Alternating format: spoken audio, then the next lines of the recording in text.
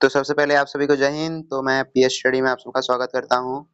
तो मैं 27 तारीख का एकदम जो है कि प्रीवियस एकदम यही पेपर एक बार करेगा, बिल्कुल इसी टाइप का आएगा। तो इस पेपर को आप लोग पूरा हल करिए, ठीक है।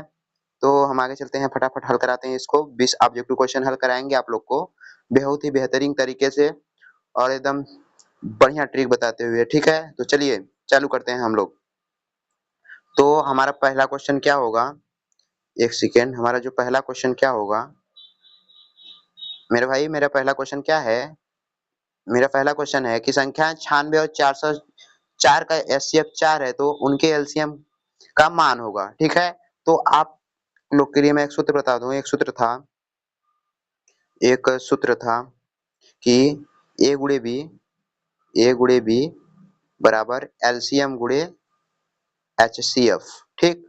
तो मेरे भाई एचसीएफ दिया है, ठीक है। तो एलसीएम निकल जाएगा बिल्कुल।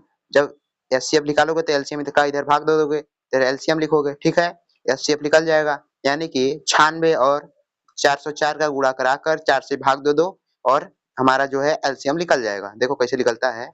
जब इसको निकालोगे 96 गुणे 404 में 4 का जब भाग दोगे मेरे भाई, तो ये कितनी बार जाएगा, 4 दूनी 8, 4 चौके 16। जब 24 का गुणा 404 में करोगे तो हमारा आंसर आएगा 24 का गुणा 496, तो हमारा आंसर आएगा 96। ऑप्शन नंबर डी इसका राइट आंसर हो जाएगा, ठीक है। तो हम अगले क्वेश्चन पे चलते हैं।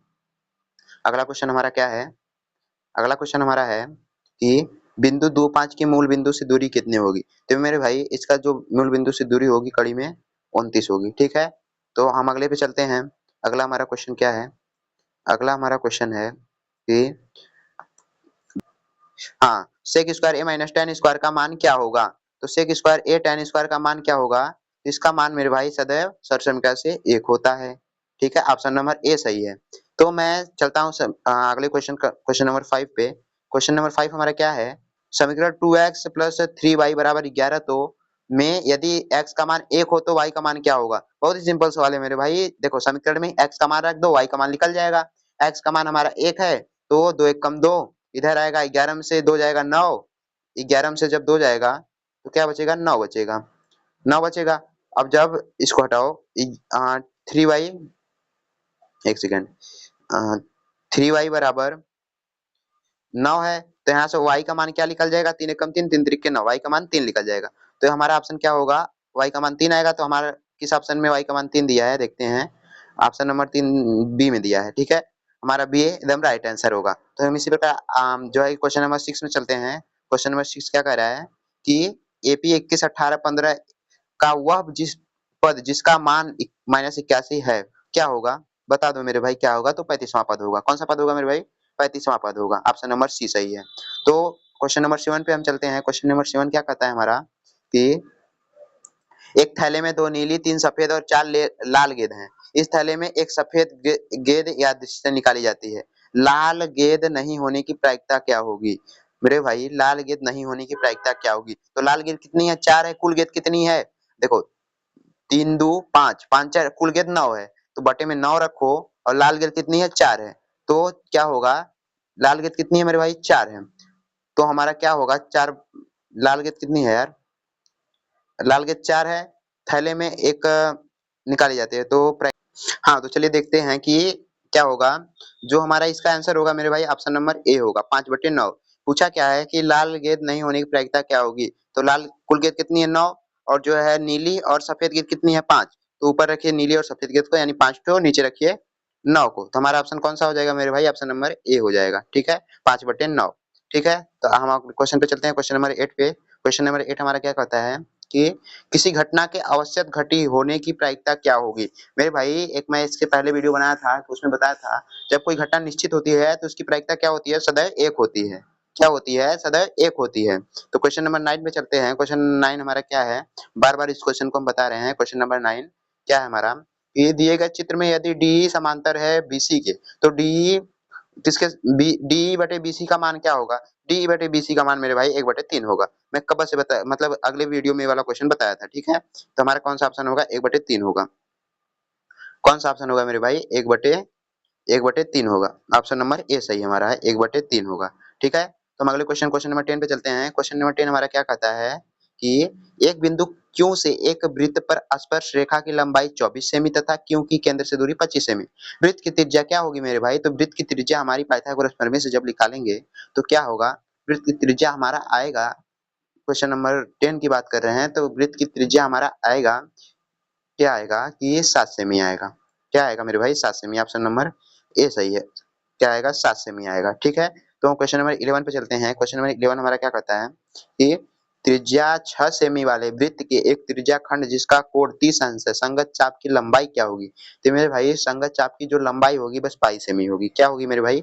बस पाई सेमी होगी। ठीक है, संगत चाप की लंबाई क्या होगी? बस पाई सेमी होगी। तो क्वेश्चन नंबर 12 पे हम चलते हैं। क्वेश्चन नंबर 12 हमारा क्या कहता है कि 3 सेमी त्रिज्या के एक ठोस बेलन की ऊंचाई 5 सेमी है। एक समान त्रिज्या का अर्धगोला उसके शीर्ष पर क्या है? उसके शीर्ष पर एक ठोस का कुल पृष्ठीय क्षेत्रफल क्या होगा? तो इसका मेरे भाई एक गोले का जो 3 सेमी त्रिज्या के एक ठोस बेलन है, बेलन का कुल पृष्ठीय क्षेत्रफल से निकालेंगे तो हमारा क्या आएगा? तो हमारा ये आएगा 57 पाई सेमी स्क्वायर आएगा। ठीक है, क्या आएगा? 57, option number D 57 pi cm square, 57 pi cm square, option number D सही है। ठीक है, तो हम आगे चलते हैं क्वेश्चन नंबर 13 पे। क्वेश्चन नंबर 13 हमारा क्या है? एक वृत्त की स्पर्श रेखा के स्पर्श बिंदु को केंद्र से मिलाया गया है। इस प्रकार स्पर्श बिंदु पर रेखा स्पर्श रेखा क्या है? त्रिज्या के साथ बनने वाले का कोण का मान क्या होगा? जब मेरे भाई क्या होता है, एक वृत्त है, स्पर्श रेखा के स्पर्श बिंदु को केंद्र से मिलाते हैं तो उसपे 90 डिग्री का कोण बनता है। कितने डिग्री का कोण बनता है मेरे भाई? 90 डिग्री का कोण बनता है। ऑप्शन नंबर ए हमारा सही है। ठीक है, तो हम अगले चलते हैं क्वेश्चन नंबर 14 की तरफ। क्वेश्चन नंबर 14 हमारा क्या है? 1 प्लस टेन स्क्वायर ए बटे 1 प्लस कॉट स्क्वायर ए का मान क्या होगा? तो मेरे भाई टेन स्क्वायर ए होगा। ठीक है, इसको जब हल करेंगे हम तो टेन स्क्वायर ए ही आएगा।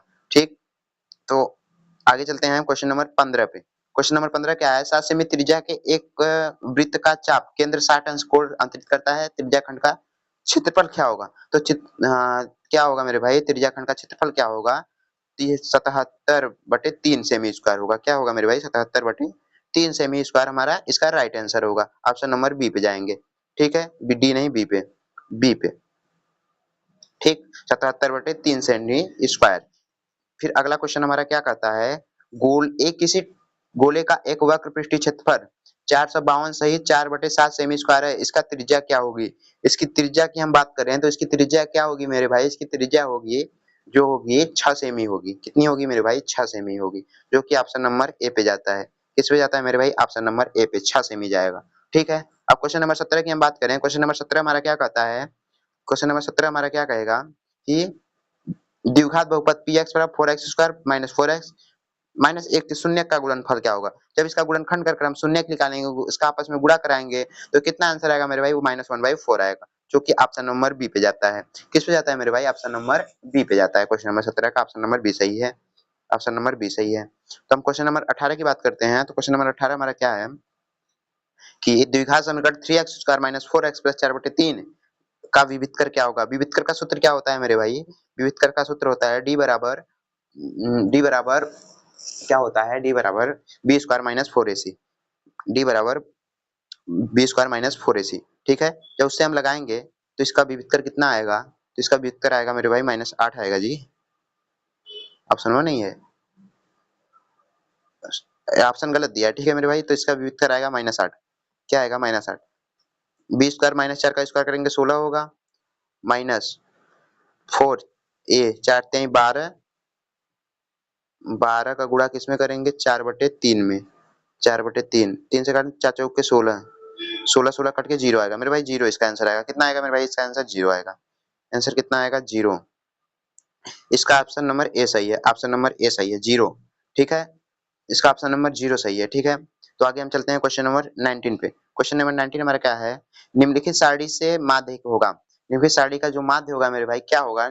इसको जब निकालोगे तो क्या होगा? माध्य होता है कि F sigma F I X I बटे एफ आई, मतलब कि ये बारंबारता जो है एफ आई होता है। अब जब इसका जोड़कर निकालोगे संचयी बारंबारता तो उसे एफ आई एक्स आई बोलते हैं। ठीक है, जोड़कर उसको जोड़कर इसको जोड़कर जब भाग दोगे तो हमारा आएगा आंसर 9.84। क्या आएगा? 9.84। 84 आएगा ऑप्शन नंबर सी पे।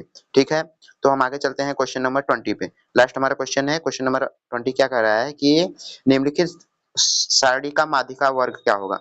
माध्यिका वर्ग क्या होता है मेरे भाई, निकालोगे तो क्या आएगा मेरे भाई, 20 से 30 आएगा। क्या आएगा, 20 से 30 के बीच में आएगा, जो कि ऑप्शन नंबर बी पे जाता है। ठीक है, ऑप्शन नंबर बी पे जाएगा।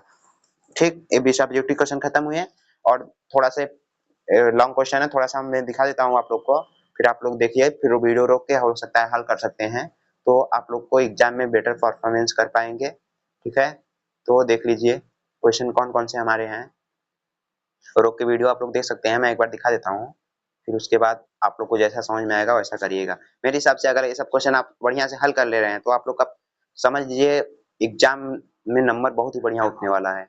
अगर नहीं हो रहा है तो फिर समझ जाइए कि आपका रिजल्ट क्या है, खराब होने वाला है। ठीक है, तो जय हिंद, फिर ऐसे ही वीडियो में मैं और मिलूंगा 27 तारीख के पेपर को बेहतरीन बनाने के लिए। मैं बहुत ही मेहनत करूंगा कि आप लोग का अच्छे से अच्छे नंबर उठे। ठीक है, जय हिंद मेरे भाइयों।